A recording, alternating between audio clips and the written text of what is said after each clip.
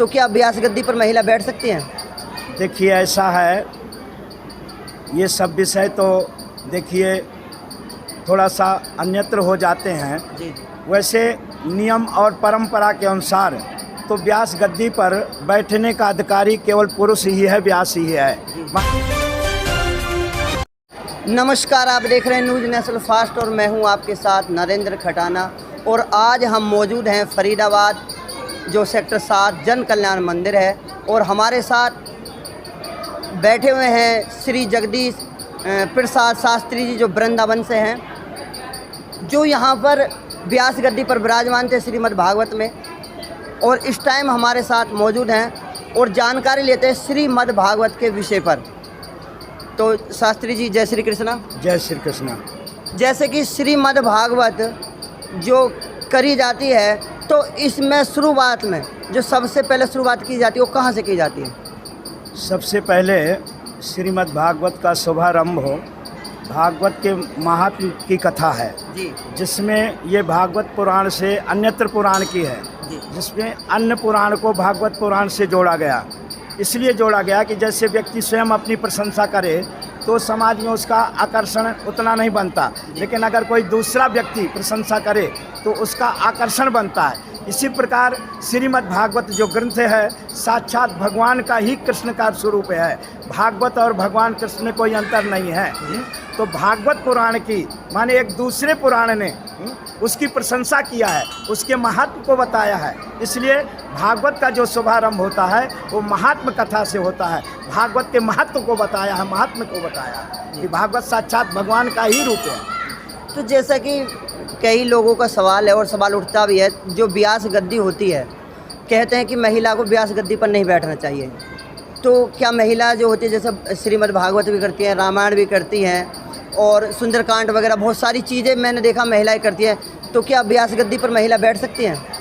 देखिए ऐसा है, ये सब विषय तो देखिए थोड़ा सा अन्यत्र हो जाते हैं। जी। वैसे नियम और परंपरा के अनुसार तो व्यास गद्दी पर बैठने का अधिकारी केवल पुरुष ही है, व्यास ही है। माने ऐसा क्यों? राजा परीक्षित को सुखदेव जी ने भागवत कथा सुनाई, ठीक है, तो सुखदेव जी माने महापुरुष थे, कोई महिला तो थे नहीं, ठीक है। ये परंपरा तो सुखदेव जी से प्रारंभ हुई ना। भगवान की नाभि से कमल से ब्रह्मा की उत्पत्ति। ब्रह्मा ने जो है तो माने भगवान ने 4 श्लोक ब्रह्मा को दिया, ब्रह्मा ने 4 श्लोकों को लेकर के अपने व्यास को दिया, व्यास ने 4 श्लोकों के 18,000 श्लोक बना दिए, वही जो था अपने पुत्र सुखदेव को दिया। सुखदेव जी ने परीक्षित के कल्याण के लिए, मुक्ति के लिए ये भागवत का शुभारंभ किया। तो माने भागवत एक महापुरुष के अधिकार के लिए, क्योंकि व्यास गद्दी भगवान की गद्दी है। व्यासाय विष्णु रूपाय व्यास रूपाय विष्णवे नमो वै ब्रह्मविद्ये वासिष्ठाय नमो नमः।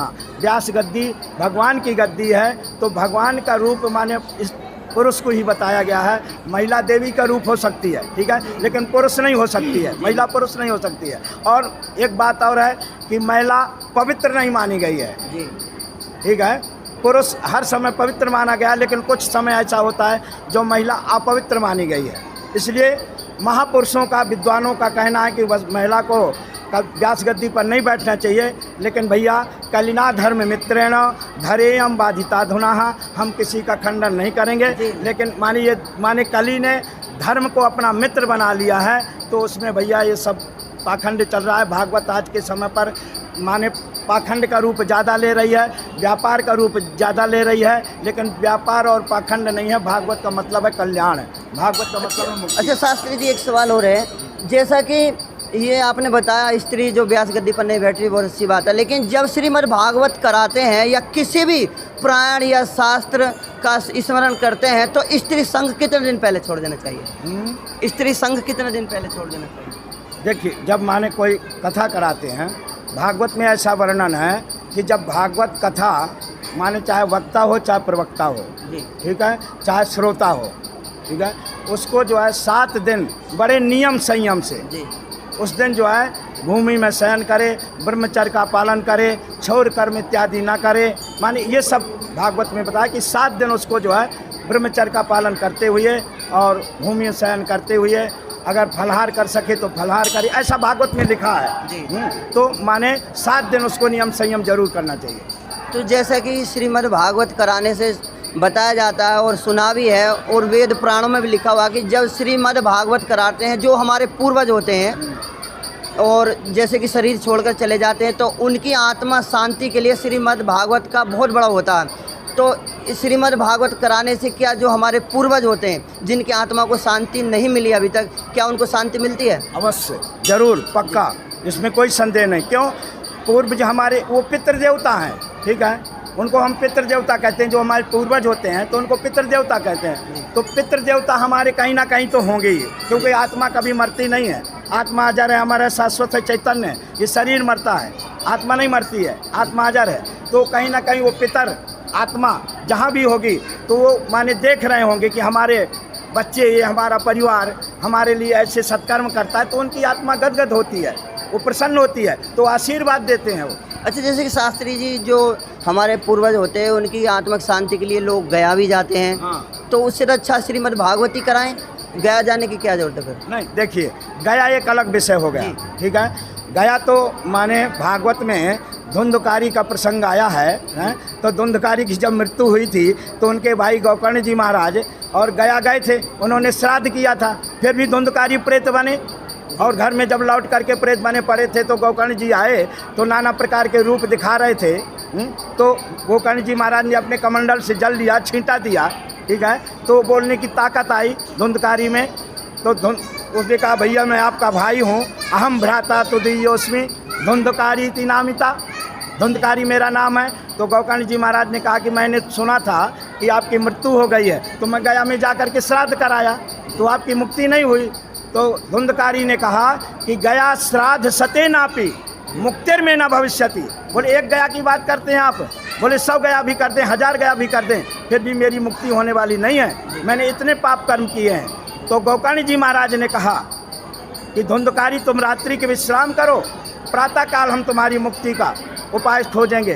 तो प्रातःकाल विद्वानों को एकत्रित किया, गांव के लोगों को एकत्रित किया और लोगों से पूछा कि भाई हम माने धुंधकारी के लिए क्या उपाय करें, क्योंकि मैं तो गया में जाकर श्राद्ध कराया लेकिन उसकी मुक्ति नहीं हुई, तो हम क्या उपाय करें जो उसकी मुक्ति हो।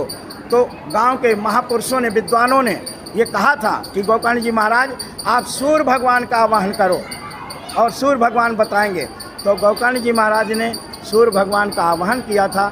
तो सूर्य भगवान ने कहा था कि श्रीमद् भागवतान मुक्ति ही सप्ताहम वाचनम करो, धुंधकारी को श्रीमद् भागवत की कथा सुनाओ तभी इसकी मुक्ति होगी। तो श्रीमद् भागवत की कथा एक 7 गांठ का बाँस लगाया, क्योंकि धुंधकारी प्रेत का रूप लिए था, तो प्रेत वायु का रूप होता है।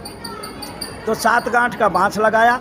पहली दिन की कथा पहली गांठ फटी, दूसरे दिन की कथा दूसरी गांठ फटी। सप्त ग्रंथ विभेदनम, माने 7 दिन में 7 गांठें फट गईं और दिव्य रूप धारण करके धुंधकारी, धुंधली सो धुंधकारी आकर के प्रकट हो गए और विमान में बैठकर भगवत धाम के लिए चले। अच्छा शास्त्री, एक लास्ट सवाल है, जैसे कि बताते हैं गया जाने के बाद में जब गया जाते हैं अपने पूर्वजों की आत्मा शांति के लिए कि श्राद्ध नहीं करते, तो ऐसा कुछ है कि गया जाने के बाद श्राद्ध ना करें? नहीं नहीं, देखिए, श्राद्ध तो करना चाहिए। नहीं, बहुत से लोग नहीं करते। गलत है, कल करना चाहिए। ऐसा क्यों? इसलिए करना चाहिए कि श्राद्ध एक परंपरा है, शास्त्र के अनुसार, ज्योतिष के अनुसार, वेद पुराण के अनुसार, जो हमारे ऋषियों ने परंपराएं बनाई हैं, जो हमारे ऋषियों ने वेदों में पुराणों में लिखा है, तो उसमें ये बताया है कि जो तो श्राद्ध करना, क्योंकि श्राद्ध हमारे वो उनको डायरेक्ट मिलता है भोजन, वो डायरेक्ट। लेकिन उनकी तो आत्मा को शांति मिल गई, तो फिर भोजन क्या आ जाए? वो भाव है हमारा, जी, ठीक है, वो भाव है, उनकी आत्मा को शांति हो गई। पहली बात तो देखिए, जो भगवान का भक्त होता है वो कभी प्रेत बनता नहीं है, ठीक है, वो तो वैष्णव हैं। लेकिन एक जो परंपरा है, वो कितनों वैष्णव हैं, लेकिन हम जो है तो उनकी मुक्ति के लिए अपना भाव अर्पित करते हैं, ठीक है, वो तो मुक्त हैं। परीक्षित को सुखदेव जी ने कहा था कि राजा तुम भागवत कथा सुनोगे, तुम्हारी तो मुक्ति है, लेकिन आगामी आने वाले समय में जो लोग कथा सुनेंगे तो सारी दुनिया का कल्याण छिपा है। तो ये कुछ परंपराएं हैं, ये लौकिक परंपराएं हैं जो हमको करनी पड़ती हैं। बस ठीक है, बहुत बहुत धन्यवाद शास्त्री, जय श्री कृष्ण।